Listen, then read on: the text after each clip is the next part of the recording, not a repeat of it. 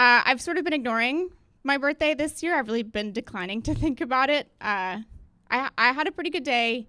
Yesterday, I just tried to do a bunch of things that I like to do. I did yoga, and I got a blowout, and I had 3 flavored lattes.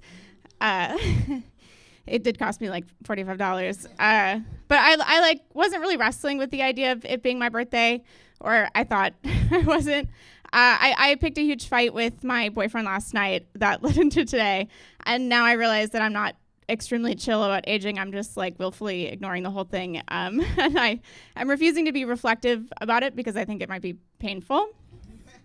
But luckily, I had to write this essay, so I've been forced to think about it. And so I did that today and yesterday, and I'm not ashamed to be turning 30, though there is an insidious societal pressure to be a hot young woman forever. I'm happy to be having a birthday. I'm extremely proud to be having a birthday. I had a really weird childhood that bled like deep into my 20s. I had loving parents who were also alcoholics. Having 2 alcoholic parents really affected my relationship to time, literally because none of the clocks in the house ever worked. And also figuratively because things were always speeding up and slowing down depending on what was happening in our lives. Then the year that I was 24, I had a year where my grandpa died, my friend died, and my dad died over the course of 8 months. I know. I was like, guys, is it me? You know, you could have said something. You didn't all need to leave the party at once. You could have sent me an email. I spent the next few years really lost in grief. You know, for a long time I acted out. I was doing things like drinking too much and fighting with teenagers online. I got blocked on Twitter by the winner of MasterChef Junior. I told him to eat my shit and die. I was really... His mom sent me an email. It was a very dark time in my life. I don't know. I don't drink anymore. I mean, despite that story, I don't think I actually had a problem with alcohol, but I'm already vegan and I love to talk down to people. So I need to kick it up a notch in more way. And also it felt like a way to distance myself from the way that I grew up. And I think the reason I'm being like so irritable about my birthday is because I'm feeling a lot of grief around it. Because I feel like, you know, all that time is gone and I can't get it back. And I lost my childhood to a chaotic situation. And then I spent like a lot of my 20s angry about it and grieving it and ultimately wasting more time. So it feels like very strange, I guess, to be here. But I do feel like because I dedicated a decade to guilt and to grief and pain, I've actually like really freed myself up to turn 30. And that like I don't have to worry about that stuff anymore because I've closed the loop on that, which is cool and nice. And in the last 10 years, even while grieving and trying to reparent myself, I've become a kind, responsible adult with great highlights.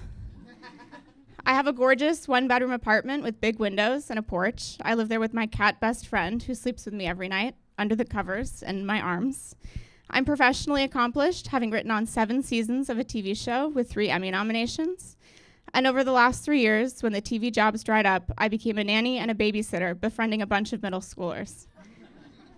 There are an army of 5th, 6th, and 7th graders who would go to war for me. I run a soup kitchen in Koreatown that feeds 200 people weekly, including the dozen or so unemployed comedians that volunteer with me. So it's not like I can say anything bad about turning 30. There's literally nothing wrong with it. I've done a lot of stuff with my life so far. It's just that I also wish I'd done more. I wish I had the space to have been more creative and more playful. I spent like 5 years after my dad died not writing, or only writing for work, so out of touch with myself and my emotions. I thought I'd have written a book by now, or even just like a play, or a collection of short stories, maybe. So far, I have a single hour of stand-up that's just okay. And if no one laughs, it's 45 minutes. I wrote 3 really horrible pilots and 2 good ones and countless of halves of ones. I took 2 clown classes and dropped out of them both due to emotional distress. I feel very, very lucky to be turning 30 inside my life. I love my neighborhood. Tomorrow I'm going to wake up and walk to the Hollywood Farmers Market like I do every Sunday. I'll clean my apartment and vacuum the couch, the first piece of adult furniture I ever bought myself, which cost more than a month of rent. And maybe I will even apologize to my boyfriend, but probably not, because there's actually a really good reason I was mad that I didn't detail in the story for continuity reasons. One of the kids I nanny really shittily asked me this week how it feels to be so close to death because I am turning 30. This is the same kid who once said that if they weren't a millionaire by the time they were 30, they would be a failure. And I said, yes, that's incredibly true. And I made a mental note to wait 20 years and follow up. But it did make me think about really interesting things about death and time, and aging.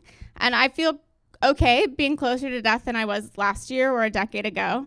I'm more accomplished. I'm smarter. I feel well-liked and think I'd be missed. I have a good feeling that my wake would be full of comedians and homeless people and middle schoolers. I almost regret ignoring my birthday this year or not meeting it head on with joy. And I'm kind of ashamed about that. But also I think that my 30th birthday was an opportunity I was allowed to take, to be sad and reflective about my life, to pick a fight with my boyfriend and go victim mode for a few hours. And that felt good in its own way. And it wasn't mature necessarily, but I think that I have another 10 years to mature. So thank you for listening to my essay.